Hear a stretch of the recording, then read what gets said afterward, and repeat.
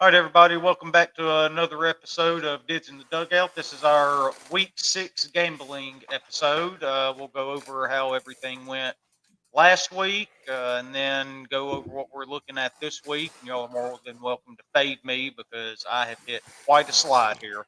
I think that may be what I end up doing from now on, just see how that goes. So, but before we get into it, we're brought to you by Rhythm. That's a app that allows you to build different models for gambling over different sports: college football, NFL, NBA, MLB, college basketball. We've all three kind of tinkered with it over the last week. We're still working on different models to try to gather as much data as we can to present to you to see what kind of models we like and what's working out for us. And, I was kind of thinking over the last week, it doesn't really matter if you get a model that hits, 70% or 65%, 60, whatever it is. I mean, if it loses that often, that's just as valuable, right? Yeah, because you absolutely. just sit there and fade it. As long as you make money, it doesn't matter what's going on in that app. So that was another way that I thought that maybe we could use it. If you just build a really bad model that's terrible at predicting games, then just look at that and so the one that you built already, basically. Go the other way. Mm-hmm. Okay. Yeah. So we're definitely trying out a new model this week. That's for sure. As a matter of fact, it's one of them that I built. I think I was telling both of y'all that I told y'all I was going to have to tweak it because it had the USC and Colorado over as 100% hit because it predicted 95 points. I tell you, it was not that far off. What was it? 89, 90, I think is what it ended up finishing at, and over 72. So, that one I hung on to. So we're going to keep it on that and see how that goes. But y'all definitely go check that out. It's in the App Store. I've used both the premium and the standard. The standard is what I started out with using. I can tell you it is 100% worth it to do the premium. They have so many more stats for you to select, a lot more different options to build different models. That's a lot more detailed. So I think it's definitely worth that. So y'all go check that out. And if y'all end up building some models that end up hitting and are successful for y'all, please share them with us. And maybe we'll go some on the show if y'all find some that have some success. But anyway, got Chad and Hitch back with us for their weekly spot here. Chad, how you doing, bud? Man, we're doing okay. Got some trying to keep this momentum going right now. Not counting my plus money plays. I've been 3-2 the last 2 weeks. That is a winning record if my math is correct. So we're going to keep building on that, and I think I've got some pretty good games here coming up. Yeah. All right. Well, how about you, Hitch? Yeah, what Chad said.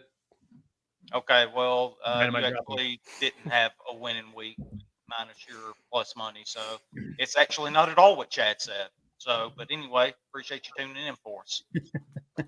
Mine definitely wasn't a winning week. That's fair. We'll go ahead and dive into what happened. Yeah, let me hear them numbers, Dids. Let me hear them numbers. Okay, well, we're going to start at the top with Chad. He went 3-3, missed his plus money play. Like he said, he was 3-2 without it.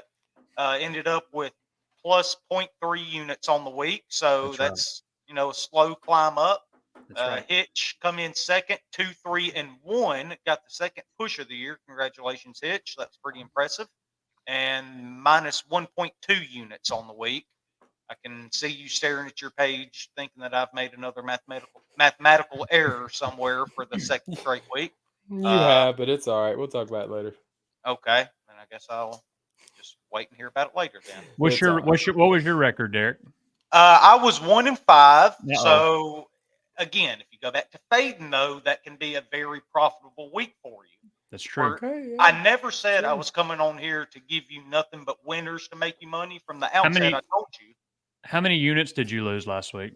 I lost 3.9 units. Oh, 3.9. Yeah, that's almost 4 units that you lost. It is, but it's not 4 units. It's only 3.9. Oh, man. Yeah, so I am the prime fade candidate here. But like I said, very first show, I told you that it depends how you play it. You can win money on this show. It's a matter if you follow us or you fade us. I'm an obvious fade candidate right now. So I'm about to give you 5 more fades, 6 if you count the money line play. But I guess we'll go ahead and dive into it, though. We'll start off with Chad again since it worked out so well for him last week. All right. This one is going to be universally hated, not only by YouTube, but probably anyone that listens to this show. Give me Mississippi State minus 20 and a half. I knew you were fixing to say that. Look, I don't see a lot of wins left on State's schedule. There's not a lot. They're going into their bye week after this. Zach Arnett needs a convincing win, right, to show that he's the guy that's going to do this. Can he do it? I'm betting that he can. Now, 20 and a half is a lot. Western Michigan, they are not very explosive on offense, so it doesn't have to be a high-scoring game. They just got to score 3 touchdowns. I think that they're gonna do it this weekend in Starkville before their bye week. They're gonna let it all hang out. 20 and a half against Western Michigan. I got it at 113. Okay. 113. I almost made this my plus money play. Western Michigan. Attaboy. Yeah, I'm just not confident State's going to score enough to cover a line this big. That's the only thing that scares me away. I don't think they're in any danger of losing this game by any stretch. But 20 and a half is just a lot of points. I don't know if they can cover 3 touchdowns. But, like you said, though, this is kind of crunch time for Mississippi State. If they're going to climb their way up to 6 wins and try to make a bowl, they absolutely have to have this one. Yeah, and they've got to start showing something to at least look forward to for the remainder of this season. And what better chance than one of these non-conference games that you should win? Why not try to pull out all the tricks and run up the scoreboard? Oh, no, I like the spot. All the narrative makes complete sense. Yeah. The numbers are not as kind, I'll be quite honest with you. But sometimes the numbers don't make sense, and the bet doesn't work either. So that's why I'm going to zig a little bit when I normally zag. Okay. All right, Hitch, what do you got? My first one, I'm just gonna be real quick. It's the Oklahoma-Texas over. I'm on this game, this bet every single year. It's probably my favorite game to watch outside of an Ole Miss game. I know I'm gonna get a show. I know there's gonna be a lot of points, and it's at 60. I'm thinking Oklahoma's good, but Texas might be really, really, really good. And I started to go with Texas too, but I think it's safer to bet the points because who knows what Levy and Venables are going to pull out, and I'm expecting like 45-24 something, but give me the over 60 and let's roll with that one. Either one of y'all on the side? No, I'm not. I like Texas, and I'm not. It's not one of my 5, but I like Texas. Yeah. I think Oklahoma's a little fraudulent. They won pretty convincingly against Iowa State. I thought Iowa State was going to play them a little bit closer last week as a look-ahead spot for Texas. But I think Texas is back. I said it in one of our shows earlier this year. They look good. They do. Kansas didn't have Jalen Daniels last week, but they still won in convincing fashion. Kansas still has offensive pieces beyond that, and they still they extinguished any hope pretty early on for the Jayhawks. Yeah. I'm kind of with you. I do like Texas on this side as well, but I do like the over too. You're not going to hold Oklahoma down completely. That offense is too good. Jeff Levy's got it working right now with Dylan Gabriel. So Texas has a much better resume. This is always a weird game. This is always a weird game. I know. That's why I'm not on Texas. That's the reason. I mean, the numbers. When you look at the numbers, I think they're fraudulent too. I think they're skewed because Oklahoma hasn't played a top 50 anything, right? And so their numbers are going to be great because they run that fast pace, give me a lot of points offense. I think Texas is going to win this game by a couple of scores, but you just said it. This is a weird game where weird things happen. I don't feel that comfortable in it. I feel comfortable that if Texas covers, the over is going to hit. The over too. Yeah. I definitely think you're going to see a bunch of points down there at the old Cotton Bowl Stadium. Is that where they still play it at? Dallas. So definitely think it's going to be a lot of fireworks down there. It's going to be a good game. Really good 11 o'clock slate, if I remember right this weekend. I'm going to have to talk Jack Bonin into coming down here to watch the 11 o'clock slate so I can get all these TVs rolling. So, there you go. All right, so my first pick, I'm going out west, going to the Pac-12. I got Oregon State at Cal, and I'm taking the under 51 in this one. two really, really good defenses, Oregon State in particular, right? I mean, they just beat the hell out of you for 4 quarters. You saw what they did last week against Utah, which, obviously didn't work out for me. I was on the Utes there. So, but they sat there and they just beat you to death. Cal has a really good run defense, which Oregon State's starting to lean on a little bit more. DJ Ugalele hasn't played particularly well. He's done some things that they've asked him to do, but he can be really erratic. So that's kind of where they're leaning on right now. And that Cal, their back is good. Like that Martinez kid, I've watched 2 Oregon State games. He's very difficult to tackle. Yeah, and Cal has been really good at forcing turnovers this year too. They forced 13 turnovers already this year. Maybe still 1-2 possessions from Oregon State. And you saw what happened with Cal when they played a pretty good defense at home when they played Auburn, right? Auburn completely shut them down, scored 12 points, I think it was, something like that. This Oregon State defense, as good as Auburn's defense has been so far this year, this Oregon State defense, I think, is even better than that. Like I said, I don't think Oregon State's going to be trying to air it out. They're going to lean on what they do good. They're going to run the ball. They're going to play defense, and they're going to try to force Cal to throw the ball. And Cal's already thrown 6 interceptions in 5 games so far this year. So go ahead and give me the under. I think this is a defensive battle. Keep it on the ground. Under 51, Oregon State and Cal.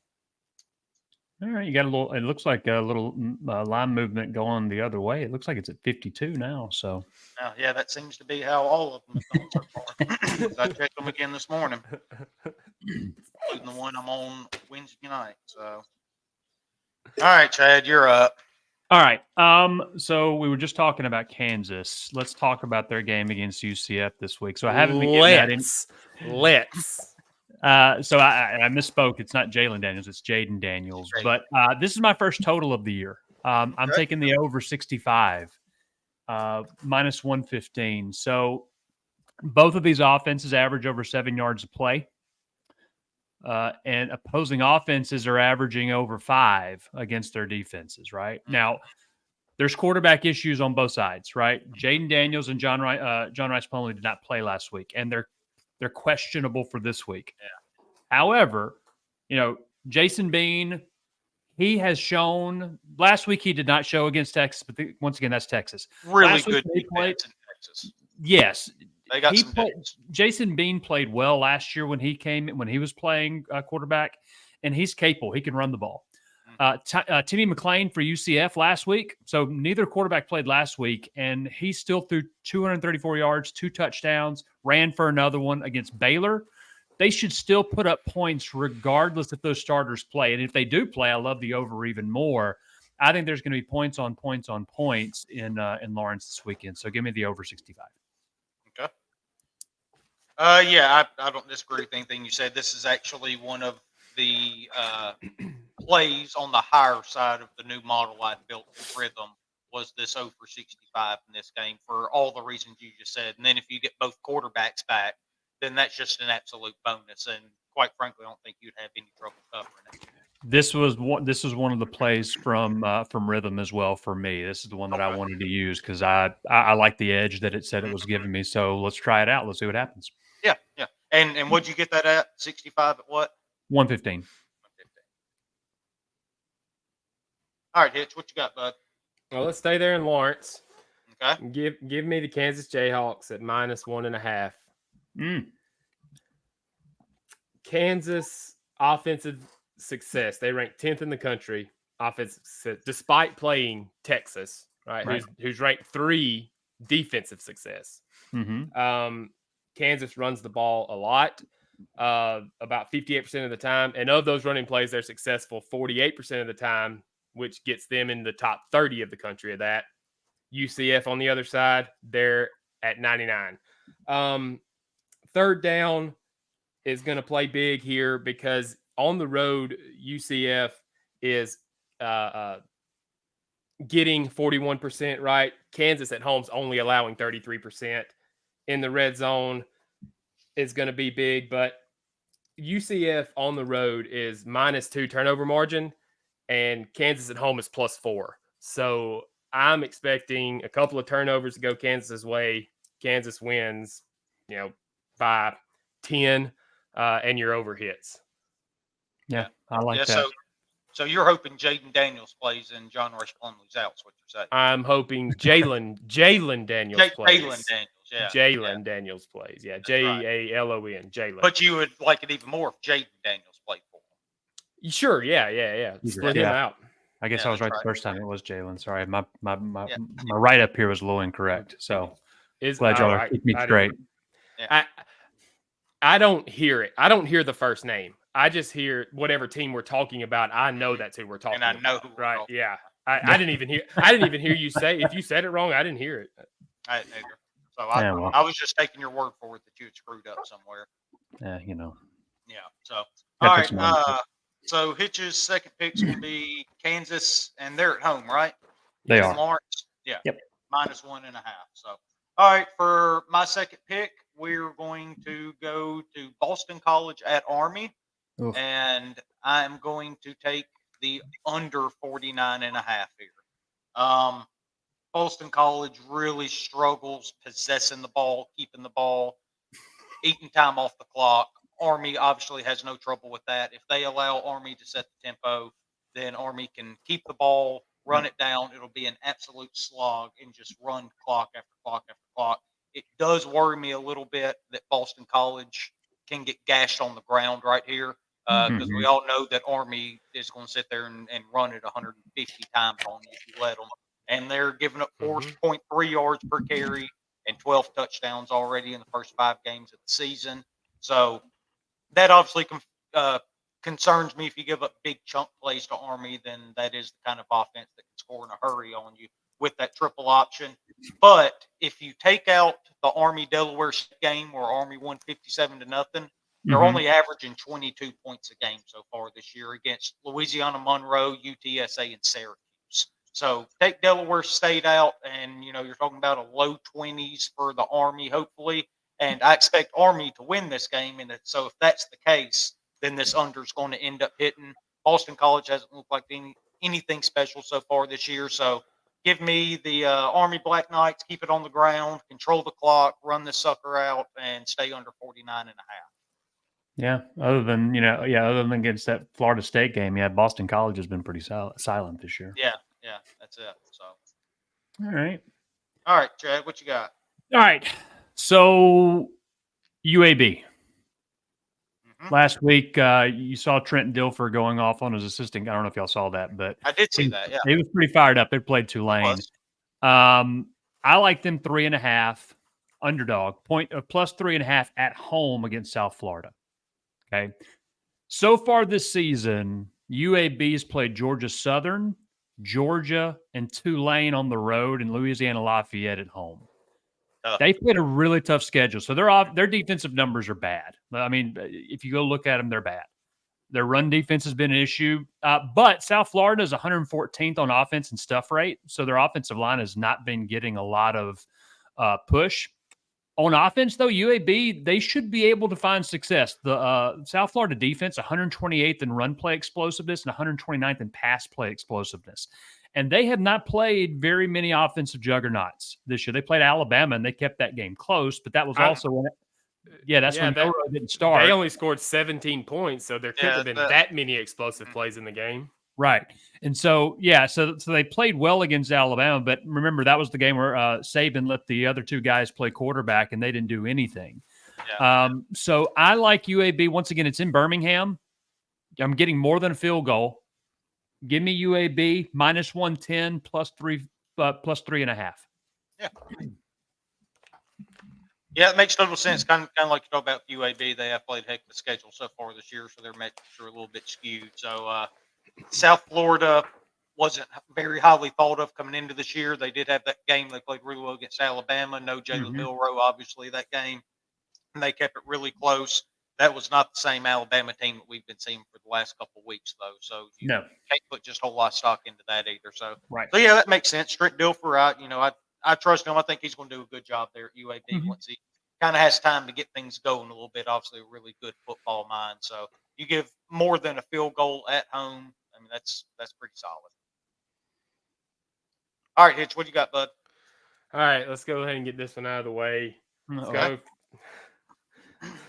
Friday night, Nebraska versus Illinois. Oh, wow. Give me all them points. Give me all them points over 43. Oh, shit. Okay. I did not even look at this game until my fifth game that I was looking at. I found something. I was like, no, I don't like this anymore.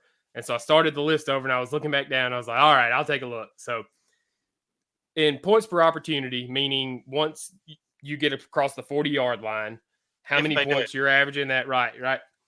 On offense and defense, both teams are averaging over 4 points. Okay. They both can be explosive. I don't know how explosive they will be. Nebraska's averaging 19 points per game, giving up 24. This one's wild. Illinois is averaging 22, giving up 31. Here's what kind of – it's going to smell so bad, right? But here's kind of what turned me on it.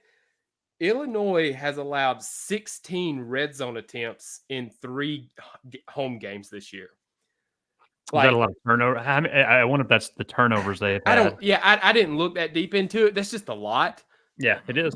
And this one, I've never seen anything like this. This blew my mind.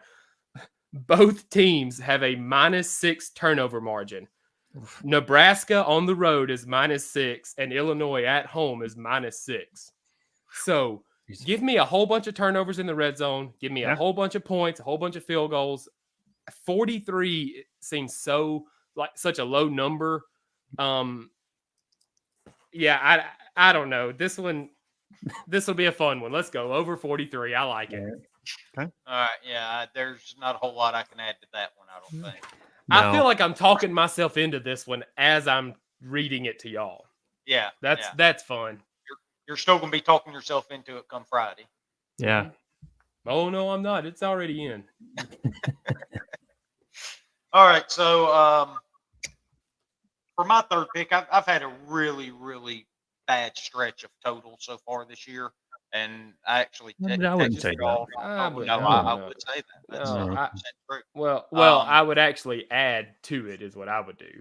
Oh, what would you add? And spreads. And spreads. That's a good point. And money lines. It's all been bad. But I was going to stay completely away from totals this week. However, I'm going to give y'all a third total here. Here we go. Pick already. All right. LSU at Missouri over 64.5. Ooh, okay.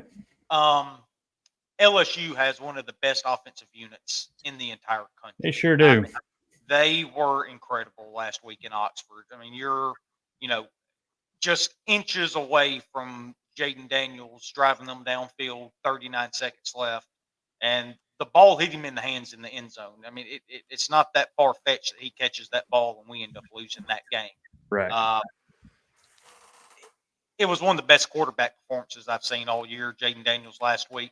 Mm-hmm. I wouldn't think he would have a game that good again because it's something you just don't see very often. But he's been very consistent so far this year outside of some struggles against Florida State in the first game of the year. He's been incredible this year, though, that offense with Neighbors and Williams there out wide. And their defense is bad. I mean, it's just bad, guys. They can't guard anybody, right?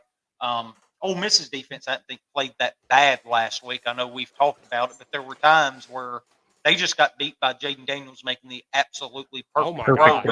We had guys in position that just couldn't make the play because Daniels didn't allow them to. He put it out of their reach where only the receiver was going to catch that ball. But the strengths and weaknesses of both of these teams, pass offense, pass defense. They both throw it really well, and neither one of them can defend it, right? Missouri's got a couple big receiver or a guy that's really big matchup problem, right? Yeah. That 5-star kid out of Missouri that I think he's a freshman this year. I can't remember his name right now. But Luther. Something Luther. But anyway, he's really, really good, though. And neither team turns the ball over. That's another thing. I mean, you're not wasting possessions on either side of the ball here. You're letting one elite offense in Missouri, a pretty good offense. You're letting them run through all of their downs here. They're not giving away possessions on either side of the ball here. And when they get in the red zone, man, I mean, they are punching that thing in there. And the thing is, they're allowing the other team to punch it in too. Missouri's scoring on 95% of their red zone trips. They're giving up scoring on 93%. So they're 95% offensively, 93 defensively. LSU offensively, they score on 89% of their red zone trips. They give up points 95% of the time. The other team gets in the red zone, though. So these defenses can't stop anybody. Two quarterbacks that are playing out of their minds right now, two offenses throwing it all over the place. And this is a game where Missouri is going to be really, really up for this game, right? I mean, I know it's an early game, but they're 5-0 right now, and this is a huge game for Eli Drinkwitz and that Missouri program to get LSU at home. They've started off 5-0, so they're going to get they're going to give LSU their best shot. And LSU's got their backs against the wall right now. You know, they've already lost 2 games this year, only one in the SEC, though. So they still have a fighting chance of making it to Atlanta as long as they can take care of business the rest of the way and hope Ole Miss loses again, which we still have to go to Athens. So they have to feel pretty good about that. So I think you're going to get LSU's best shot here. And I think it's going to be points all over the field this Saturday in Columbia, Missouri. So give me the over 64.5. I'm really interested to see because I still think Missouri is a we don't know team, right? Mhm. Because they've gotten up for one game against Kansas State, right? But Sure did. they've played Memphis close, Middle Tennessee close. The South Dakota game that they played at the beginning of the year was not, they did not pull away until late. I would not be surprised if LSU blew the doors off of them on Saturday just because of the talent disparity you think that the both teams are going to have. I wouldn't be surprised if that happened either.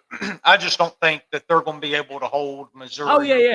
Like out of the 30s, for example. You know, I think 28 bare minimum for Missouri. So, you know, you're talking if LSU gets in, you know, to the low 40s or whatever, then that's going to end up hitting, obviously. Yeah, and sure. I don't think you have to worry about LSU, with a hangover, or anything coming out of that bad loss. And you know, even if they get down early, just like we saw Saturday, I mean, they had about as bad a start to that game as could happen. And before I knew it, it was like, oh my God, if they score here, this game's tied. It's like, what happened? You know, and so I mean, they're so quick. So I mean, even if we were to see 14-0, 10-0 Missouri, and the announcers are talking about a letdown or whatever at the end of the first quarter, right? That thing could turn around and quickly be 17-10 or whatever. Yes, real fast. So yeah, I mean, I think the pick here is the over. I liked LSU. I tried to find a way to bet LSU, especially when it kept going down. Like it's still going down. But I like the over. Yeah, it's a good one. Yeah. Like I said, a lot of points. LSU's got a ton to play for. Obviously, like I said, the one SEC loss. Now their national championship hopes are obviously dashed, but you can still look in that locker room and say, hey, guys, we've still got a legitimate shot to get to Atlanta because all we got to do is take care of our business. Hope Ole Miss loses one the rest of the way, and then you know they're going to Atlanta. Outside of us losing one, they control their own destiny still. So I still think you're going to get a very motivated LSU team going into Columbia against a team that's going to play this almost like their Super Bowl. Because I mean, you got to think also how long has it been since Missouri fans have seen LSU come to Columbia? Right. If they even have, right? I mean, that place is going to be packed. It's going to be loud. Going to be an electric atmosphere. So it's going to be a lot of fun to see, though. That's one of those 11 o'clock games to go with your Oklahoma, Texas. Is Alabama, Texas A&M 11 o'clock too? No, they're the CBS game. Oh, are they? Okay. Yeah, there's a CBS game. Do you think LSU's done national title? Yeah, they've had 2 losses. Yeah, with 2 losses, I think it's done. Yeah. Now, next year you get into the 12-team thing, then obviously you're still playing for something, right? But with the 14, especially as good as the Pac-12 has been so far, it looks like they're going to get somebody in. Big Ten champion, 1 loss will get somebody in. And the way Oklahoma and Texas are both playing right now, if one of those teams run the table or even have 1 loss, they'll get in too. And you still got Florida State undefeated too. There's it's actually a really crowded 4 to try to sneak in there this year. It's And I don't know. Wow. What if nobody from the SEC made it? It's absolutely possible. This year, it's absolutely possible. Yeah. And let's be frank, it's probably, I'd be okay with it because I think right now, Michigan, Texas, I'm not going to say USC, but I'll say Oregon. Those 3 teams, they have a better resume than any team Washington, in the SEC. Washington. Yeah. Better resumes than anybody in the SEC. Yeah. Georgia has not done anything that makes you think they're back or they're going to go for a three-peat because they barely beat South Carolina. Yeah. So they've got a lot to prove.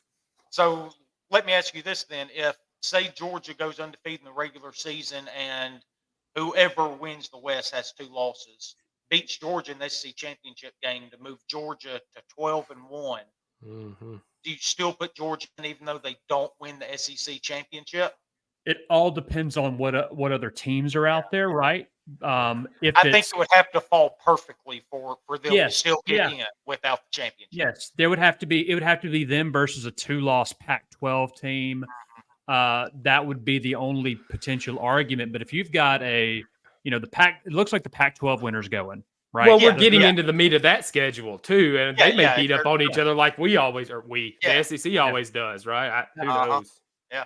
Yeah, it's gonna be fascinating to see how it all turns out. Though. Yeah, this is gonna be fun. This is way more fun to me than the SEC being so dominant. Like I love the big dog on the porch and being able to puff their chest out and be like, we're the best at everything, right? But to be honest, but I like being pushed. The parody in it makes it so much more fun. And look, when you look at Georgia too, they have 3 chances for a loss this year, right? Left on the schedule. One of them is coming up this Saturday against Kentucky, and then Tennessee and Ole Miss, and that's it. Yep. Those are only 3 games left on their schedule. Their schedule has been so soft this year. There wasn't really because Auburn's down, right? That's that cross division game they always get. They're down, but again, they get Ole Miss in its place, so that kind of bumps up a little bit. But the entire East is down. Tennessee doesn't look as good as they were supposed to be. South Carolina doesn't look as good as they're supposed to be. Florida sucks. And, I mean, it's Kentucky, right? I mean, that seems to be the, if not clear-cut second, they're pushing Tennessee for that number 2 spot. And then there's that drop-off after that.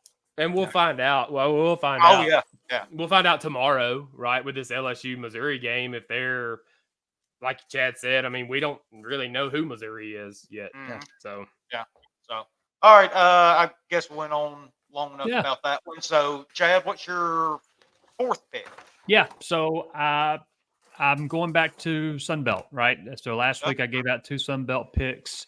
One of them was fading Texas State with Southern Miss. And by God, that first half was damn ugly. Southern Miss got down bad. And then Hitch texted me, hey, you may want to check this out. And Southern Miss was covering in the last few minutes before a final touchdown by Texas State. I'm fading Texas State again this week. Oh, okay. They're playing in Lafayette against Louisiana. I got him at -1. That line's already gone up to 2.5. So I feel good about that. Anything more than a field goal, I would not play it. But I like Louisiana at home -1. So just like you and at UAB in South Florida, there's going to be a lot of points in this game. Both defenses have struggled, but Louisiana has the better defense in the matchup. Their defense is 9th in the country, is 9th in PPA on pass plays and 8th in explosiveness allowed. Texas State has been terrible on defense. 127th in run play explosiveness on defense. And Lafayette is 22nd in run play explosiveness and 9th in PPA on offense. So they can run the ball. They like to run the ball. Texas State can't stop it. So give me Louisiana at home -1. Like I said, anything less than 3, I'm taking them against Texas State. It's a tough place to go play, too. It is. And I got it at -111, by the way. Okay. Yeah. All right, Hitch, what you got up next, bud? Washington State versus UCLA. Under 60 points. Under 60 points. Go ahead. UCLA's had 2 weeks to prepare for Cam Ward. All right, they lost to BYU and they've had an off week. I don't think they completely hem him in because he is playing out of his mind right now. Really. But this will be the best defense that he's faced, and we'll see kind of where Washington State is in this UCLA game. UCLA has done a pretty good job on teams with mobile quarterbacks so far. The guy from Utah. They play Utah well. Yeah. He liked to run it a lot, and I think he had like 15 or 16 carries for 2 yards. And so if they keep Cameron Ward hemmed in a little bit, now he still has an arm that can throw it everywhere on the field. They're going to have to play well in defensive back too. But also Washington State's defense isn't a slouch either. Like they've played pretty well this year against other teams. So I think 60 points is way too many points for these two teams. I think it will stay well under because the defenses are going to show up. And I think that both teams are going to try to run the ball a little bit more, get the clock going. Yeah, hard to argue that. Kind of like you were talking about with Cam Ward. I've been really impressed with him this year. He's been a lot of fun to watch. I know we've talked about it a couple of times with the connection to him and Ole Miss a couple of years ago. So glad he's found success up there, though. It's hard to find any Pac-12 team or game that's not interesting to watch this year. It's crazy. Great. It's been For so sure. much fun. So, all right. So my fourth pick going into this weekend, we're going to go to Columbus, Ohio. There's a Big Ten matchup going on up there. Maryland, you're going to take the Terps. You're going to take the Terps. I'm going to take the Terps plus 20 in this one. Two really good defenses. Maryland's played really, really well so far this year. Ohio State has two mainly on the defensive side of the ball. This isn't the Ohio State we're used to seeing where they're putting up 50 and 60 points a game. They're kind of winning in different ways right now. Maryland, they have this grit about them to where they just stay into games even when they're not playing particularly well. Saw that a couple weeks ago where was it Virginia, I Bleav it was, where they kind of struggled with them there in the first half, and they just kept going and going and going, and they just kept plugging away and ended up coming back and covering a 14.5-point line out of nowhere, being down by 10 or 14 points, whatever. And ended up blowing the doors off of them, I think. Oh, yeah. It completely blew them out. Both teams really good defensively, though.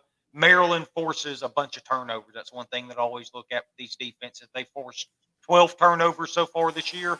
And as good as Ohio State has been so far, especially defensively, they've only forced 5 turnovers on the year in 5 games. So big edge to Maryland right there. They're making more plays on the defensive side of the ball. They're more of a bend, don't break kind of defense, but they're making the plays when they need to. And neither of these teams turn the ball over very much. They each only have 3 turnovers on the entire year, each 3 for Ohio State, 3 for Maryland. So there's a turnover edge there for Maryland. Both teams are really good on third down defensively, too. They're not allowing teams to extend drives. They're both only giving up 35% success rate on third down defensively. So they're getting off the field, getting their offenses back on, and getting more possessions to put points on the board. And Talia Tagovailoa is playing out of his mind so far this year. He's been really, really good. One thing that Ohio State's getting people off the field on third down, not so much on fourth down. They've given up several fourth down conversions. Their percentage isn't real good on that one. And Maryland 7 for 7 on the year so far this year. So yeah, they're really good on fourth down. They're making plays when they need to. And like I said, Talia's been really good at quarterback, making the right decisions, not turning the ball over, getting it to the right guy. I think this is much closer than a 20-point game. I'm not saying Maryland's going to go in there and win this thing outright, but Ohio State's not beating them by 3 touchdowns, I don't think. So give me Maryland. What did you say their turnovers were? Maryland has forced 12 and only turned it over 3 times, and Ohio State has forced 5. That's big because, Maryland does this, or they've done this the past, I don't know, ever how many years they come out hot and then somebody, steps on them. And it's usually a game where the quarterback, I'm not going to try to say his name, the quarterback throws a few picks or few interceptions. Like I watched a couple last year, him doing that. he hasn't done that yet this year, no. and so I mean, you're maybe thinking. I mean, a this year is older, a a year of senior growth. right Yeah, now, right? I mean, I love this. I love this pick.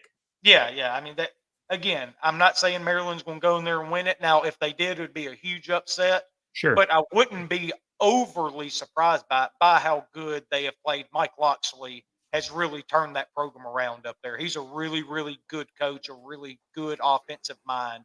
And I mean, he's brought players in there, and he's got them going in the right direction. So almost 3 touchdowns, just shy of 3 touchdowns is way too many to be given to this Maryland team. Mm-hmm. All right. We'll see what happens there. Yep. All right, Chad. All right. This is my favorite play of the week. NC State. They are playing Marshall. I've got them 6.5 points -115. So give me the Wolfpack -6.5. So they're actually making a change at quarterback this week. Brennan Armstrong has been benched for MJ Morris. MJ Morris actually played last year for them. He came off the bench. He had 7 touchdowns, 1 interception total against Virginia Tech, Wake Forest, who was really good last year, and Boston College. Now, he got hurt during the BC game and missed the rest of the season. So I'm hoping he's going to provide a spark on that offense who's been really bad in the passing game. I think they're 103rd in PPA on passing downs. Marshall looks good on paper defensively. But the offenses that they've played that are not FCS, East Carolina, Virginia Tech, and Old Dominion. Old Dominion ran for over 300 yards last week. Opponents are averaging almost 6 yards per carry against Marshall. They should be able to put up some points. NC State, less than a touchdown at home. I'm going to take that against Marshall. I got that at 115. Yeah, and that's one thing that NC State does, despite the deficiencies they've had with Brennan Armstrong at quarterback. They've really run the ball the past couple of weeks, right? Yep. You saw it this past weekend. That's one thing that really kind of spurred them along to cover that spread, even though it kind of looked a little hairy there at the end. But it was the running game. They do run it really well, and going up against a team that can't stop the run, that definitely makes you feel good. Yep. Mm-hmm. So, all right, Hitch, what's your last one? Do you want to guess? You want to guess what my last one is? You want to Arkansas. guess? Oh, I know what it is. Me and you are about to talk about the same game. It's Arkansas. It's not Arkansas. No. I want it to be. You're going to Athens. I can't do it because I don't like cheering against each other. Well, no, just I don't like cheering against 2 different things at once. Like, it's got to be this perfect. Hedge. It's got to be this perfect number. Yeah. So I stayed away from that one, although the bet is absolutely Arkansas. It's probably my favorite bet of the week. You're going to Athens, aren't you? Going to College Station. Oh, I like it too. I like A&M, and I like the over. Love A&M here. Over 47.5. I like it. Yep. This game gets me every year somehow, some way. Why? What's happened? What happened in the past? There's been some. There were mistakes made. Live betting. If I'm not mistaken, those mistakes were made on my back porch. Yeah. 27.4 of them were made, I believe. Yeah. There's been 11 games played since 2012, which is, I'm guessing that, I didn't look it up. I'm guessing that's when A&M came into the SEC. They played 11 times. 8 of those have gone over 47.5. The 3 that didn't, 47, 44, and 46. Okay. I've got a lot of stuff written down here, but I don't think I have to do much convincing. Here's the key for me. It's been a turnover week. I've looked at turnovers all week, I guess. Alabama's a +4 turnover margin on the road. I watched Max Johnson throw a couple of balls right to Arkansas defenders that he never saw. And so what I'm looking for, some turnovers, some short fields, and if not, a couple of defensive touchdowns. I think what A&M has going for them or not necessarily going for them, the thing to watch that's going to help with this over, they've got a punt returner, Aniyah Smith. He's averaging 2 punt returns a game, but 45 yards, and he's already run one back. So I think A&M is going to get good field position. I love A&M in this game too. I think A&M wins this game, but I think the over is the safer bet. I'm going 3 units on the over here, 47.5. And, if you wait a little longer, you may get some better numbers. It's juiced toward Absolutely. the under at 40. It's 46.5 on Bet Online, juiced to the under, so it may drop to 46 here before long. Absolutely. Wow.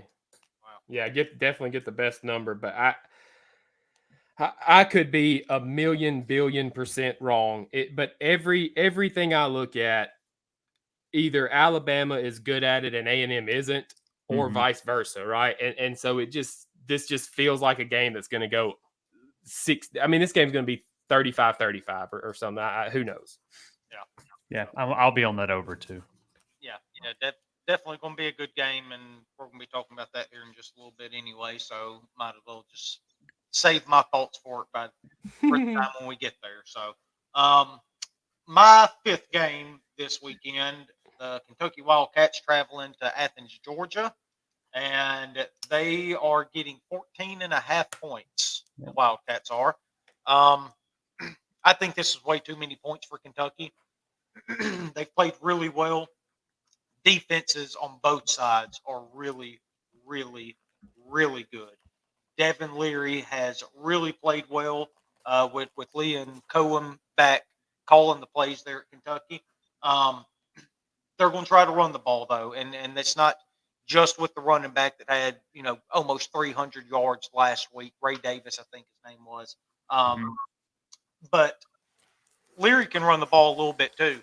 And one thing that does help Kentucky going into Athens, they do have tape of Hugh Freeze finding a scheme that works against Georgia to run the ball. Hugh found a way to run the ball against them last week, which is something that I never in a million years would have imagined would have happened. He found success on the ground between the quarterback and running back by the way he schemed things up. So I think maybe they can take some things from that. Cohen is a really, really good offensive coordinator, really smart dude. There's a reason he went from Kentucky to the Rams, right? I mean, he knows what's going on the football field. And he has a quarterback that can soak up all that knowledge, can get a game plan, and can execute it. And I think Kentucky, with Stoops as the head coach, being the defensive guy, they're going to put all of their efforts into figuring out a way to slow down Brock Bowers, because without him, Auburn beats Georgia last weekend. Yeah. That second half, he was an absolute animal, and they had no answer for him. Kentucky, I think, is better on defense than Auburn is. They're one of the better defensive teams in the SEC. If they can find some success running the ball against a Georgia offense that, quite frankly, without Bowers, you take him out of the mix, which I know it hasn't been impressive. It has not been very good, right? Yeah. So give me Kentucky, a team that's going to, hopefully keep it on the ground, find different ways to eat clock and still get points, and just absolutely play their ass off on defense. And you're going to give me more than 2 touchdowns to do it. So give me 14 in the hook. The hook's real big here for me. So wouldn't be surprised if they ended up winning it, but definitely keep it within that number. Yeah, that's going to be – you're going to know real early how this goes, because if Kentucky can't run the ball, it's going to be over quick, because Leary was bad against Florida last week passing. I think he threw for 69. Now, granted, they didn't have to throw the ball too much. They ran for over 300. But I think it was like 9 for 19 for 60-something yards. But, yeah, that's going to be the telling sign early, because I don't know if Leary's going to be able to beat them with just his arm. So, yeah, that's going to be a fun one to watch too. Yeah, I like that hook. That hook is pivotal for that particular game. Yeah. Now, if it drops below 14, I'm probably not even touching it, But if you're going to give me more than 2 touchdowns, and that's when I'm going to jump on it. So. All right. Yep. Ready for our plus money plays now, right? Yeah. What do you got? Can't wait. All right. 3-game money line parlay. Of course. Plus 827. Okay. A&M, UAB, Lafayette. Okay. Half unit on that. That makes a lot of sense considering what all you have said here today. My man is going for the big money with the winners over here. Hitch. Yes, sir. Going out right. I've got 2. Okay. Maryland money line plus 790. They have one common opponent this year, Indiana. Maryland beat Indiana by more than Ohio State did. So that's as deep, that's as deep as I looked into that one, because I like this Maryland team. So they're really good. Second one. Now we're going to Athens. Give me Kentucky money line plus 500. Everything that you said. Yeah. I mean, obviously, I love these two picks because I took the half unit. Sorry. Half on both? Yeah. Yes. Yeah. I got you. But yeah, I'm just going straight up 2 money line plays this week. Yeah. When I started thinking about the plus money plays and started looking at it, like Maryland made all the sense in the world, because I think they can go and win the game. Mm-hmm. I don't know that Ohio State is that great outside of a last second touchdown against Notre Dame. Mm-hmm. You know, what have they done? Or they didn't have enough players on the field. Yeah. So I think Maryland go and win, and I've thought all week that Kentucky will win this game the way that Georgia has been playing. Now, they may flip the script and come out and beat Kentucky by 50. Who knows? But it's lining up for this to be a special year for Kentucky. And beating Georgia would be huge. And an absolutely insane day in college football, right? If Kentucky beats Georgia, if Texas A&M beats Alabama, Missouri beats LSU. I was about to say, if something happens in Columbia, Missouri, and Missouri beats LSU, right? I mean, then you're talking about the SEC being in total chaos this year. Oh, my God. I mean, it would. And by the way, I'm rooting for every single one of those. That's absolutely. We want A&M to win. If you're an Ole Miss fan, you want A&M to win this weekend. Yeah, definitely want A&M to win. And speaking of that, my plus money pick for this week is the Texas A&M Aggies money line. Now, I didn't get great odds on it, but I'm so far back, I got to start being a little bit conservative here, try to dig out of this hole. So I only got it at plus 105. I'm going to do the full unit on it, though. And I do think this is just a really tough game for Alabama because of how athletic and how good Texas A&M is up front. That front seven, that defensive line, those linebackers are playing out of their minds right now. And that's what you got to do. I mean, you even look back to the Ole Miss game. We don't have anywhere near the talent A&M does up front. And for the most part, we contained Jalen Milroe with one guy, and that's Suntrain Perkins, right? Yeah. Mm-hmm. They've got better defensive linemen. They've got overall better linebackers across the board. Bring them into the box, make Jalen Milroe beat you with his arm on the back part of your defense. And look, they're really talented there too. There's a reason they've been in top 5 recruiting for the past 2 or 3 years. They've got dudes all over the place. I just don't trust Jalen Milroe to make a play when you take his legs away from him. I think that's what they're going to do. And then hopefully they can score enough to just outlast Alabama here. Going to be a huge crowd there at Kyle Stadium, though, 100 and whatever plus thousand people. It's going to be nuts. Give me the Aggies. Do it for the Rebels, Jimbo. I know Lane Kiffin hates you, and you hate him. That's cool. We'll settle that here in a few weeks in Oxford, Mississippi. But this weekend, go get the GOAT and take down the Tide. Agreed. Yeah, I think so. So I didn't make this, but I like Arizona State against Colorado. Man, I was just fixing to ask you what y'all thought about that one too. Yeah. That line's dropped from 4 to 3.5. Actually don't hate Arizona against USC either. Just because I don't know if USC can get. I like the other way. You like USC? I liked it the other way because they've played two weeks in a row where maybe they've let people hang around longer than they should, and they're going into Arizona with a mission to, all right. I don't know if it's letting them hang around compared to they can't stop. That's what I meant. Yeah. That's a Lincoln Riley team, and you've seen it for years, right? Where they have this explosive offense that nobody can keep up with, but they damn sure come close just because he can never get a stop on that side of the ball. So, I think that was also, it was either 20, 21, something like that. Arizona. 20s. Oh, really? Right now. Yep. Okay, so you're going to give me more than 3 touchdowns now. Yeah. Wow.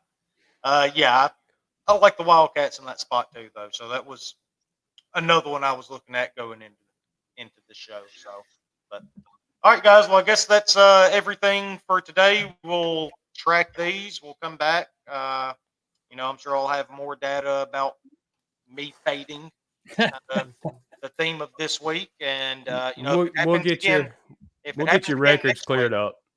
Yeah. We need to do that too. So you need to get mine cleared up. You got it wrong over there. So you've probably got it wrong, but I'll still debate you anyway. And remember, guys, go out, download the Rhythm app. You have many different options to build different models. What works with you with what sport? We're still working on ours. Once we get some data in ours, we will bring them to the show, and hopefully we're able to build some successful ones. Win all of us a little bit of money. That's kind of the point of this show, along with having a lot of fun. We obviously enjoy doing this every single week because we love talking college football. Not only Ole Miss, not only SEC. We watch all conferences from Power 5 to G5. So, as a matter of fact, it's Wednesday night, and I can't tell y'all how jacked I am for the Jacksonville State Middle Tennessee State game. What you got anybody on that one? That line's dropped a bunch, hasn't it? Yeah, I took the under 52. It was actually my favorite bet of the entire week, but since it was on Wednesday, I didn't include it in one of my 5. My phone. I love the under 52. I have no idea how they can set it that high. There's nothing in the numbers to suggest it gets probably anywhere north of 42. That's kind of where my cutoff is there. So, two really good defenses. The spread was like, I thought, what is 6 or 7? No, Middle Tennessee State, I think, was favored by 3.5 last Okay, season. I was looking at a different one then. Never mind. I was thinking, damn, that thing dropped 3 points today. I was looking at a different one, I guess. But I'm on the under 52 there, so I know this doesn't help any of y'all that are listening because the game will already been played. Hitch, Chad, go hammer the over, make some money tonight, and build your bankroll going into this weekend, all right? Sounds good, guys. Man. Can't wait. Y'all. We'll see I love y'all. Love you as well, you man. too, brother. Howdy, toddy, guys. Howdy, toddy. Toddy.